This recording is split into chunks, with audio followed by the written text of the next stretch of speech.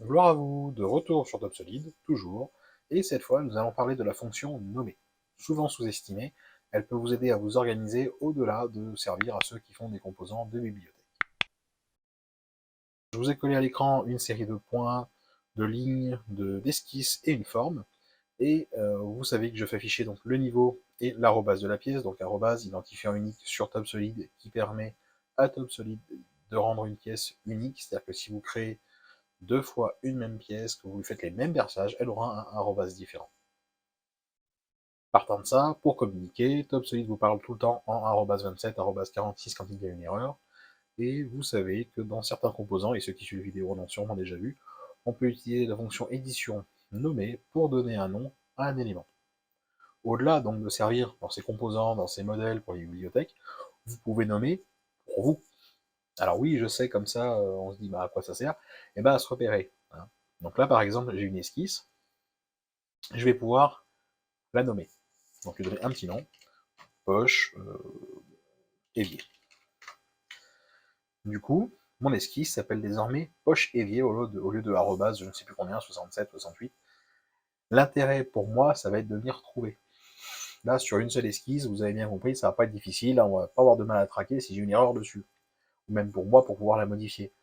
Demain, j'ai une implantation dans un bâtiment, dans une cuisine, et j'ai des poches de partout, des esquisses, des tracés plus ou moins complexes.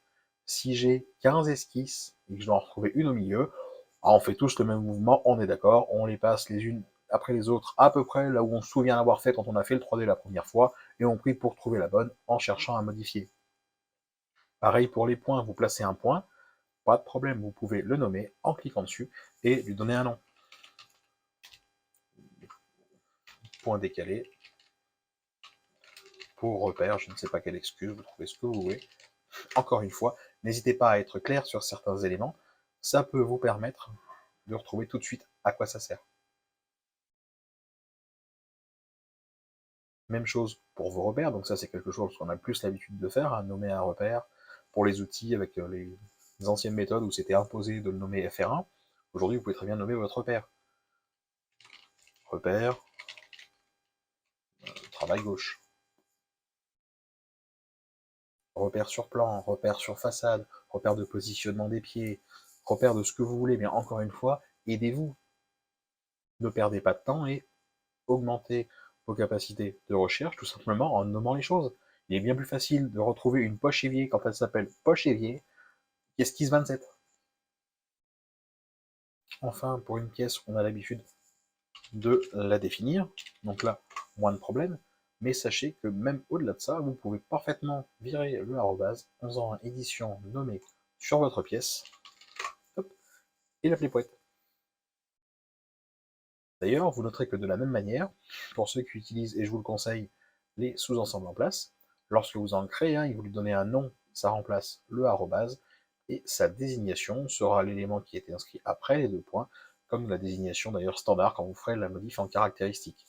Par exemple, si je ne mets rien en nom et que je ne mets qu'une désignation qu'on va appeler Jean-Jacques, toujours, et que je fais OK, vous voyez que j'ai un arrobase 84 Jean-Jacques. Si à l'intérieur, je viens insérer mon magnifique cube, j'ai toujours mon arrobase 84 Jean-Jacques, mais notez que si je fais nommer ce fameux ensemble arrobase 84 et que je donne un nom, du genre Michel, désormais, je l'appellerai par son petit nom, Michel. Alors que dans caractéristiques, vous ne verrez que en désignation Jean-Jacques. Si vous voulez le changer de nom, il va falloir passer par édition nommer, lui demander que vous recherchez Michel, et il vous donnera le choix de le changer en ce que vous voudrez. Donc attention à la fois au nom que vous mettez, parce que derrière, pour les rechercher, certes, vous les trouverez plus vite. Par contre, lorsque vous devez les taper ici pour les modifier, si je veux modifier ma poche évier, je ne peux plus taper arrobas quelque chose. Il va falloir que je retape poche évier pour y avoir accès et la remodifier. Et voilà pour ce court laïus sur la fonction nommer. Alors on ne l'utilise pas souvent, on est d'accord, hein, sur un petit chantier, quand il y a deux coupes à faire, on est d'accord, on ne va pas s'en encombrer. Mais encore une fois, sur un chantier plus volumineux, prenez le temps de vous organiser.